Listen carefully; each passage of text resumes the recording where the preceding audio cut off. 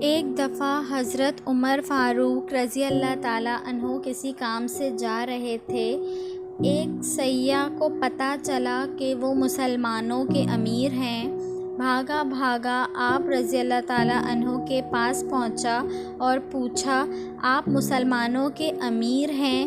آپ رضی اللہ تعالیٰ عنہ نے جواب دیا، میں ان کا امیر نہیں بلکہ ان کا محافظ ہوں۔ سیاح نے پوچھا، آپ اپنے ساتھ حفاظتی دستہ کیوں نہیں رکھتے؟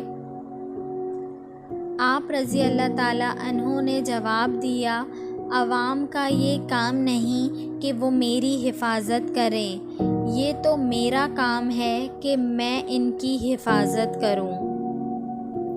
محمد صلی اللہ علیہ وآلہ وسلم کے صحابی کا وہ شانہ یاد آتا ہے، بدل کے بھیس گلیوں میں وہ جانا یاد آتا ہے۔